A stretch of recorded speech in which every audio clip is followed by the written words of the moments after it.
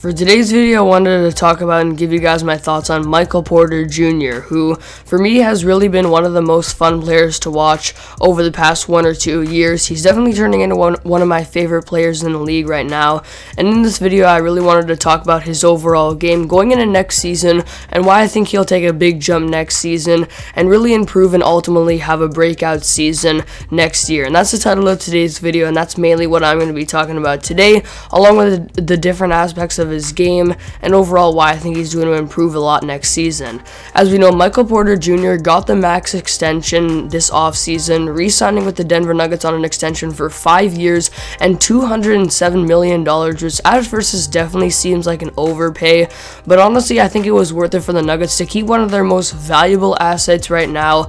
And this is a guy, keeping in mind that 5 years from now he's definitely going to be a lot better than he is right now, and he's going to continue to progress over all 5 of these years, and really, in my opinion, be one of the best offensive players and one of the best scorers in the entire league. So let me get into my thoughts on Michael Porter Jr. and ultimately why I think he's going to break out this season. What I like the most about MPJ right now and so far his young career in the NBA is how he's constantly improving, and it's inevitable that for the next few seasons he's going to continue with these improvements to his game and just really become better and better each year. Like, honestly, some of the young players in today's game are struggling with a little bit, as you can see examples of guys that don't progress year after year like a guy like MPJ does, and he definitely came into the league with a lot of doubts from different teams and injury struggles, obviously missing his first full season in the NBA, not playing a single game, and originally in the NBA draft in 2018, some mock drafts had him projected to go in the top 5, but his injury that kept him out all of that season allowed him to fall all the way back to 14th, and the Denver Nuggets definitely got another draft steal here in the 2018 draft, getting him 14th overall, but he missed all of that season. Then in the 2019 and 20 season, he definitely showed a little bit of his promise as a role player, but before the NBA bubble was only averaging about 7 points per game, and then really did break out in the NBA bubble and improved a ton, and ended up averaging 9 points per game in total over the course of that season, but still a little bit of a slow start to his career considering what expectations he had going into the league. But especially scoring wise, he definitely took a big leap last year, and ever since Jamal Murray was out for the Nuggets after tearing his ACL, he was absolutely the second option on this team and was really good with Jamal Murray out, taking on the role being that second option as well. I really like how smooth MPJ is as a player. Not only when he has the ball in his hands, he's very good in transition. He has a KD type of play style. I mean, sometimes in transition he's just pulling up off the dribble and shooting threes very smoothly and effectively in transition. He can shoot in the mid-range area, he can post up and shoot turnaround jumpers, and a lot of his shots are assisted as he does a great job of spacing the floor, being a threat from the corners, having good off-ball movement, and overall being one of the best shooters in the NBA right now. And overall, when it comes to his overall scoring ability, last season overall averaging 19 points per game over the course of all of last season, and he actually averaged almost 24 points per game in the last 16 games of last season, which were all without Jamal Murray. The last year in the playoffs he did drop a little bit, only averaging 17.5 points per game, but still a pretty good playoff performance for a guy playing in his first full playoffs as the second option of a team and having a lot of pressure. What really impresses me the most about MPJ is how he scores so efficiently, and when he sustains this efficiency, which I definitely think is sustainable for him, considering that he was still able to keep this up when Jamal Murray was out of the lineup and he was taking on more responsibility. But if he does take on more responsibility and get more shots per game, I still think he's going to have this type of efficiency, which is really absolutely insane.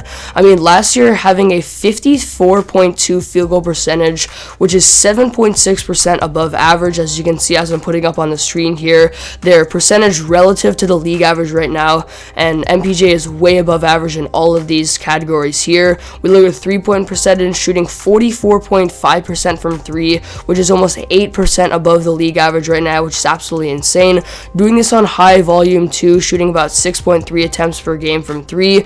He has an effective field goal percentage of 64.6, which is almost 11% above league average, which is really insane. This is essentially a stat here that factors in that 3 is more than 2 and basically factors that into the formula, coming up with the percentage percentage. Another one here, true shooting, which factors in both 3-pointers, 2-pointers, and free throws as well. And he has a 66.3% true shooting. He had that last season, which is about 9% above average. So obviously insane efficiency here from MPJ. And when we look at the stats specifically from the games where the Denver Nuggets did not have Jamal Murray last season, Michael Porter Jr. played in a total of 23 games without Jamal Murray in the lineup and averaged nearly 23 points per game with essentially identical, if not slightly better efficiency from what I just talked about. And you can see here that he was obviously getting more responsibility, shooting about 16 field goal attempts per game in those games. When Jamal Murray was in the lineup, he was only shooting about 13.5 field goal attempts per game.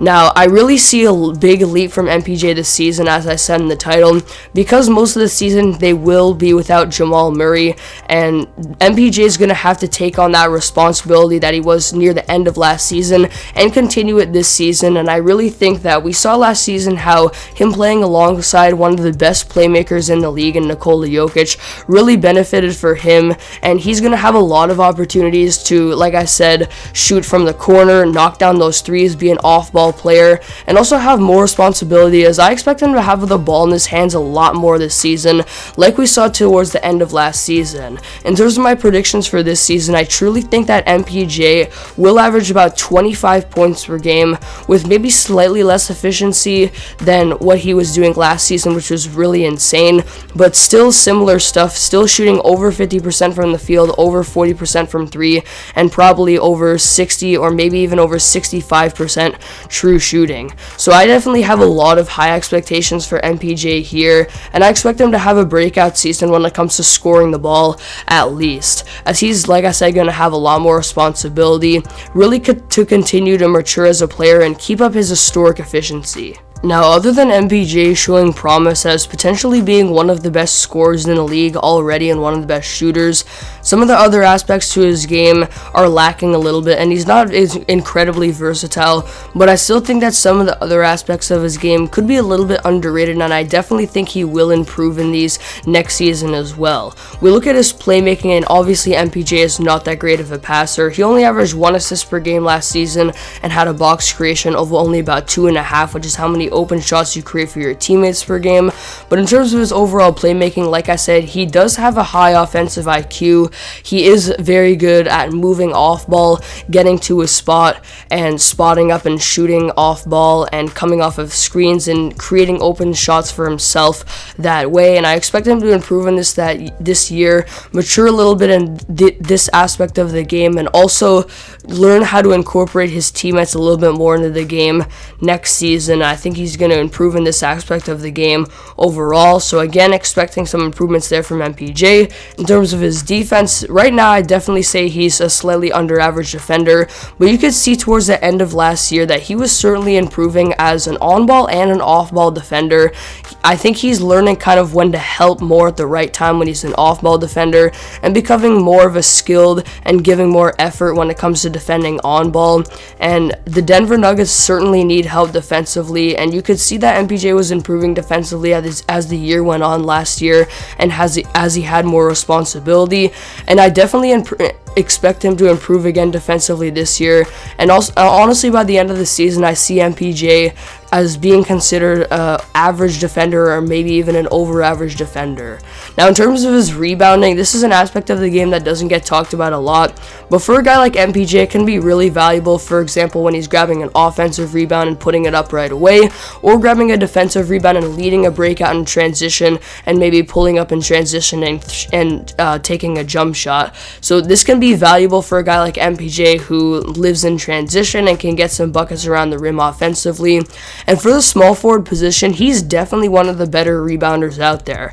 Last year, almost averaged about 7.5 rebounds per game, which, like I said, is very good for the small forward position, and also a rebound percentage of 13.2%, which is very good for a small forward as well. So overall, the other aspects of MPJ's game aren't really there yet, but I do expect improvements here. And overall, I do right now have MPJ ranked as the 46th best player in the NBA on my top 50 list. But as you guys can see, I definitely think he's going to take a big leap this year. I have very high expectations for him, especially scoring the basketball, having more responsibility on this team, and overall in every aspect of the game. MPJ has proved that he can improve, and I think he's definitely going to keep up that improvement this season, and really his first full season being a second option on the team. And my prediction is that by the end of this year, he might be a top 35 player, and honestly might even be a top 30 player, and I think he's going to be in that range in between being a top 30 and top 35 player by the end of this year. So that's my prediction on Michael Porter Jr. and my expectations for him going into next season, and ultimately why I think he's going to have a breakout season next year. Like I said, I expect him to improve in pretty much every aspect of the game and keep up his efficiency that he's had over the course of the last year, which was very, very impressive. And overall, I expect him to average 25 points per game next season and almost be considered a borderline top 30 player. So those are my thoughts on MPJ. I hope you guys enjoyed today's video. Be sure to comment down below your thoughts on Michael Porter Jr. and whether you think he's going to have a breakout season next year. Thank you guys for watching, and I'll see you all next video.